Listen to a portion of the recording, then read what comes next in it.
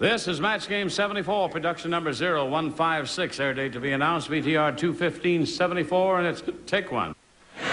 Get ready to match the stars. Steve Allen, Brett Somers, Charles Nelson Reilly, Fannie Flagg, Richard Dawson, and Kay Ballard, as we play the star-studded big money Match Game 74. And now here's the host of Match Game 74, Gene Rayburn.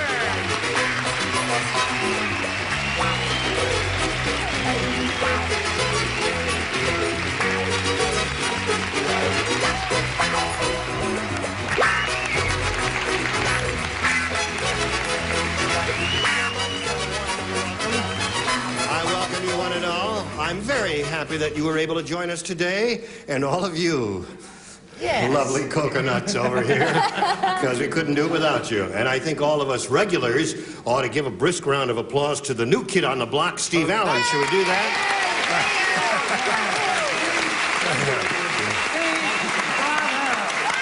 Steve? Yes, Steve.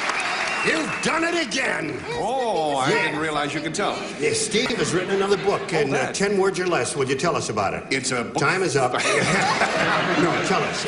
You can read the book that fast. It's a little book for children called Princess Snip Snip and the Puppy Kittens. All right. Isn't it adorable? Soon? Is that going to be? It's already out. It's going back in about a week.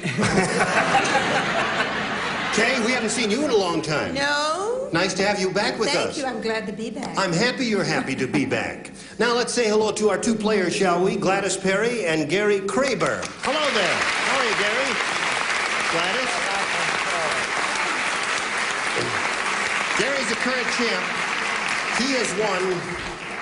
Well, he's only won one game. He's got $100 to his credit, and he's doing okay. And he's being challenged by Gladys. And we started this game last time we were together, and we got to the middle of round one. She scored twice, and now we're going to go to his end of round one. But first, we've got a little message for you, and this is it. Well, here we go. I'll push the button and reveal the second question here in round one, which is for Gary, and this is it. Everyone plays because this is his first shot at it. And it's a game. And it's a game. Long John Silver the pirate was an amateur ventriloquist. He could make his voice come out of his blank. You remember Long John Silver? Don't think too hard, Brett. You're going to strain yourself and your wig will fall off. I've got it nailed straight into my skull. Oh, I see. All right. Everybody ready down here? And as usual, we're waiting for Brett. Okay. I'm Kay Ballard. Now she's ready. Gary, how do you fill in this blank? An amateur Long John Silver, the pirate, was an amateur ventriloquist. He could make his voice come out of his wooden leg. Wooden leg. Yeah. Did he have a wooden leg? Long John? Oh, I forgot that Long John Silver had a wooden leg there. Steve, did you remember that, and what did you say? Well, the first thing I said, which I crossed out, was, I'm sorry, it made it come out of his long johns. Put it right there so we can get a good tight shot of it there. And what did you put there? And if I hadn't had a shot, I wouldn't be tight. What are we talking about? Long yeah, John. I finally said he could make a voice come out of his parrot. Out of his parrot? Yes. Okay. Wooden leg is his answer. Brett, what do you say? I think his that's a terrific answer. Terrific answer. That is. I said navel, unfortunately. Navel. Why did I say navel? Hello there. What do you say, Charles? I'm sorry, I said nose. Stop! That's worse than her answer. I know. Moving to the next floor. Yes, let's move to this floor. What do you say? You know, Brett, I thought Brett had a wonderful answer, navel, but I put wooden leg. Wooden leg. There's an extra Gary. All right. What does this Englishman have to say about that famous Englishman of history, Long John? Yeah, why? You know the thing that kept him from overbalancing? What do they call those things that they walk with? Crutches? Crutches. See, I didn't have the nerve to write that. I thought I know someone's going to buzz. I put wooden leg. Wooden leg, okay. So the score is tied 2-2. Let's see if Kay Ballard breaks a tie. What do you think? Since this is a howdy-doody era, Yes. I said leg. Leg. Did it match? Yes? Okay. All right. They matched Kay's answer, so that means, Gary, it's 3-2 in your favor, and we go to round 2. I push a little button here, and the thing goes down, and we reveal 2 questions. Gladys, you as a challenger make a selection. Be pleased. All right. Now, last time you matched Richard and Brett, so the 2 of you will lay out. The others will participate. Lay out? I told you not to say lay out. Just sit up and eat your oatmeal and pay attention. On her honeymoon, Hortense discovered that the blank of her husband's body made her faint.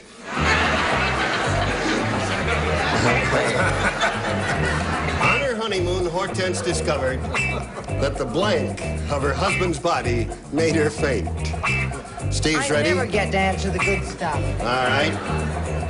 Listen, you can write an answer if you really like the question, and I'll read it to myself and take it home and show it to my wife and all that. Of her husband's body. Yeah, would you like to just read it yourself? Yeah, there it is for you. Okay. You got it? All right. Yeah, everybody's bananas today. Would you just do... All right, there you go. Okay. Fannie. Now, Gladys. All right. On her honeymoon, Hortense discovered that the blank of her husband's body made her faint. The sight. The sight.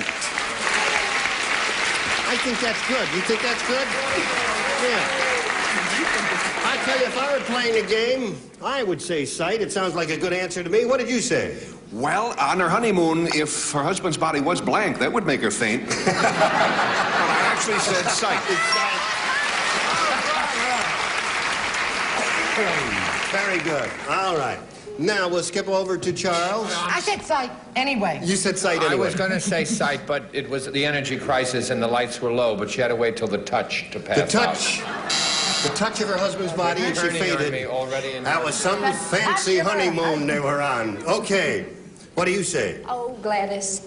I said the muscles of her husband's The body. muscles of her husband's body. That's very interesting spelling. That's it. Yeah, that is an interesting that spelling. Seafood. Muscles. All right, high school graduate. He also had barnacles growing in addition to muscles.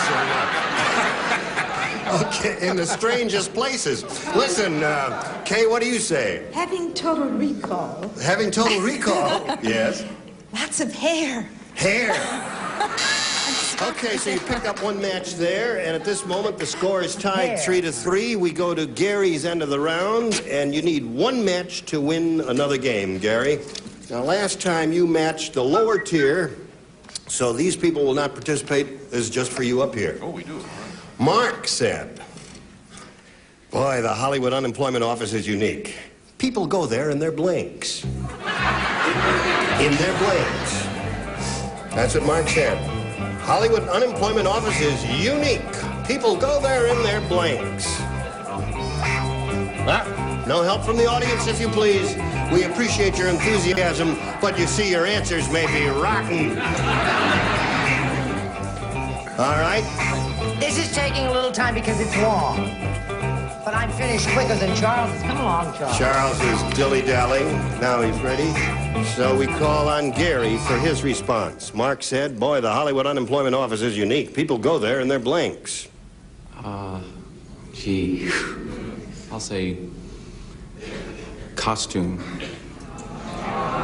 In their costumes? A winning answer, according to the audience. If I've ever heard one. Would you like to try it a little louder? Did you bring any stones with you? Okay. Costumes is his answer, and let's see what Steve has for his answer. Well, if Steve were here, he would tell you that he said Cadillacs. Cadillacs. Okay. Brett, what do you say? I'm with them. That's a terrible answer. Costumes is a terrible answer. Certainly. And I didn't say it either. What did you say? I said maiden form bras. Maiden form bras? Okay. Well, I'm glad it's a tie, because then the game is exciting. If they made Pillow Talk, they'd come in their costume pajamas. In pajamas. So, there was no match there. That means the game does end in a tie, and we have to go to a tiebreaker. But before we do that, we've got a little message which we want to pass along to you, and this is it. GSN presents... I would say to anybody starting out, don't stick to one thing. Try and vary your interests as a performer. Do different things. It'll make you a better whole entertainer. Stay tuned for more of That 70s Hour on GSN. It was a great trip. We had a lot of laughs. All right. Just a little brisk round of applause there to welcome you back from the commercials. Here we go. Where are we? Tiebreaker. Oh, I tell you what, we say Shazam and wipe the slate clean and push the button and go to the tiebreaker, and one question for each. One who has the most matches will be the winner. Gladys, you as a challenger, make a selection. B, once more. B, here it is. Everybody plays. This is the tiebreaker. George is such a heavy drinker, he always keeps a bottle in his right pocket and blank in his left pocket. George is such a heavy drinker, he always keeps a bottle in his right pocket and blank in his left pocket. Look at me. That was an easy one for Steve you. Allen's supposed to be the clever one in this group. He is. Yes, but if the truth were known. Everybody ready down here? Okay, finished over there, finished up there. Gladys, we call on you.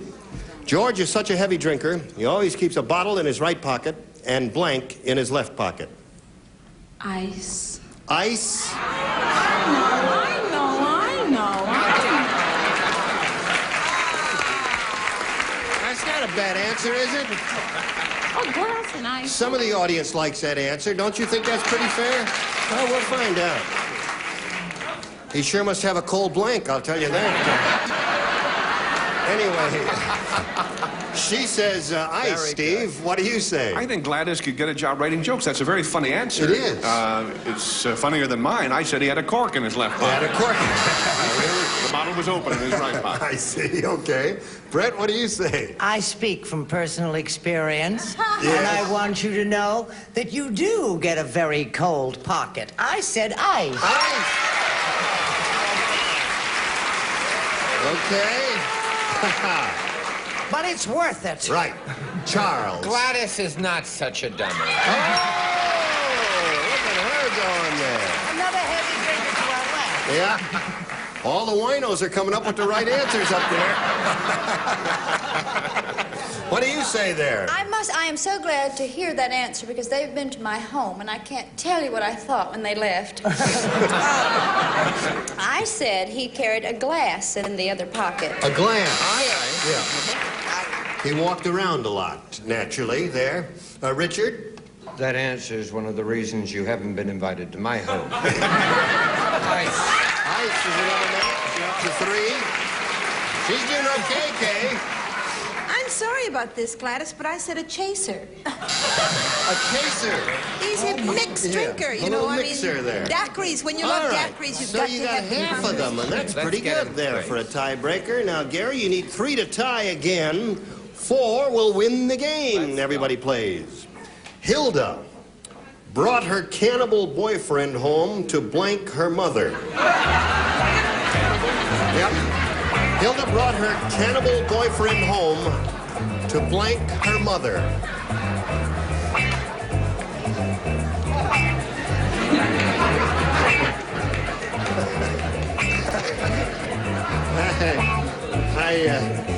Would you confirm this? Is this what it says? Does it say there what I read there? Yeah.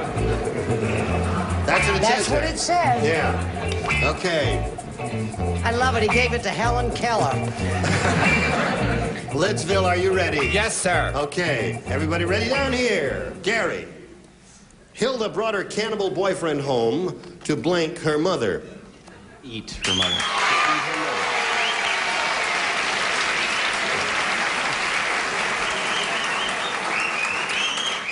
There's the answer he gave, Steve. I think it's a very reasonable answer. It is. That's right. Very reasonable. Little animosity in that family, I would say. Brett? I think those are two of the cruelest answers I've ever heard in my life. Cruel. Hilda hated her mother. Eat. One more to tie, Gary. Hilda was Italian. They made Mama Parmigiana. Mama Parmigiana. Mama Parmigiana. All right, you need one more, and that'll win the game. Let's see if it happens. I wouldn't touch that with a 10-foot spatula. I said cook. Cook. Okay.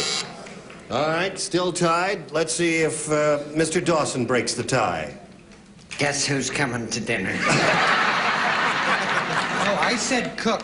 Cook. Oh. We may have two ties in a row here. All right, Kay, it's I'm up trying to you. score it. Yeah. The whole bottom line said cook. Oh!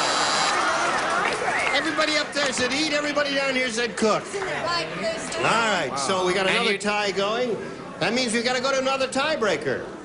But before we go to the tiebreaker, to catch our breath, we're going to pass along this message, and then you come right back. Two tiebreakers in a row. All right, we wipe the slate clean again, push the button, reveal two more questions, ask Gladys to make a selection. B. B. And this is what Gladys has. Wherever the Godfather goes, he leaves a trail of blank behind him. Wherever the Godfather goes, he leaves a trail of blank behind him. Write something on the card. I'm doing Art Carney. Is that Art Carney? To do that. Yeah, that's right. Write something, too. Art would write something also. I love Art Carney. I'm crazy about him. Hope I keep forgetting the... There we go. All right, Gladys, they're all finished. Here it is. Wherever the Godfather goes, he leaves a trail of blank behind him. Bodies. Bodies.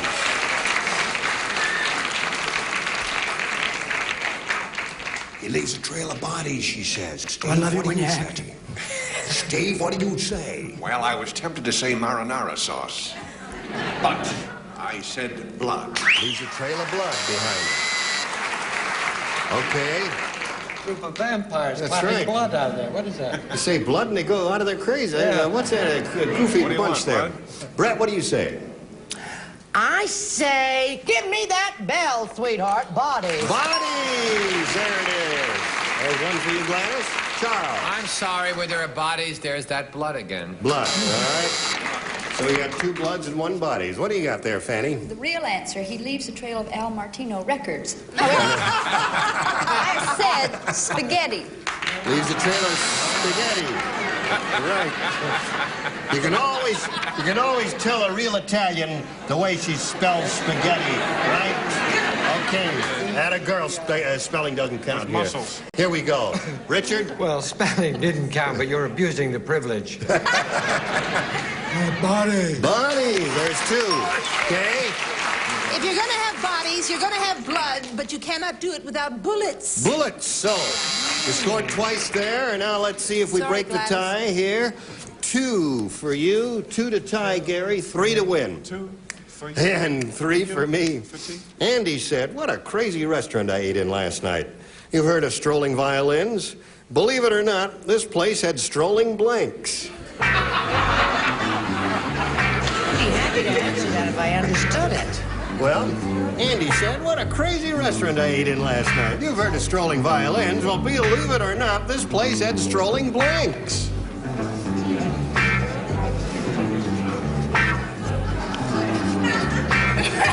Did you finish? Yeah, I May I did. just preview your answer? I think I made a mistake.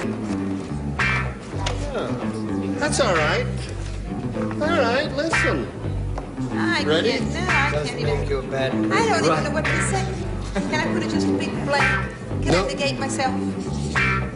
Okay, put it in there. If that's your answer, that's the first thing that came to your Terrible, mind. We ask you to terrible. trust your first instinct.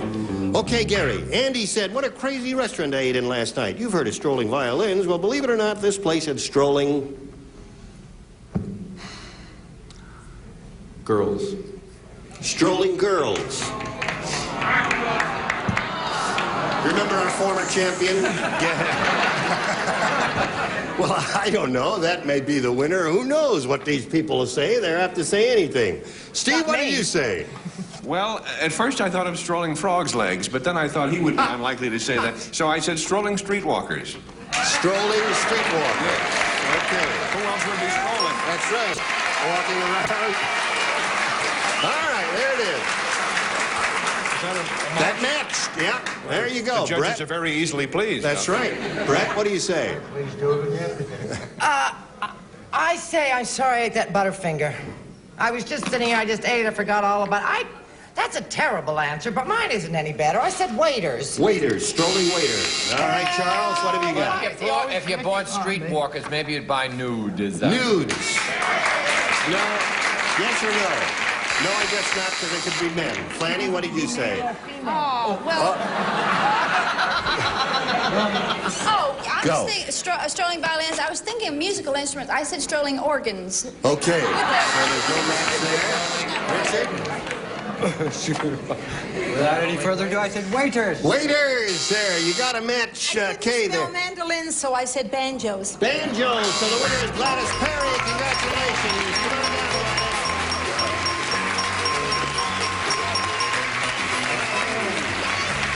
Congratulations. You stand by for a moment. Got to say goodbye to Gary Kraber. They'll be leaving with $100, together with our thanks for being with us on Match Game 74. Gary Kraber. And we'll get back to Gladys here in a moment or so you come right back. Tune in, turn on, and blank out with that. Gene Rayburn here. Join us next time for Match Game 74. Goodbye.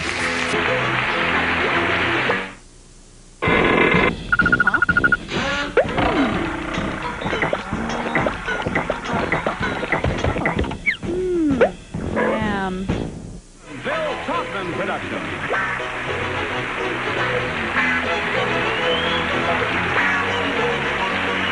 Stay tuned for Tattletales next over most of the CBS stations.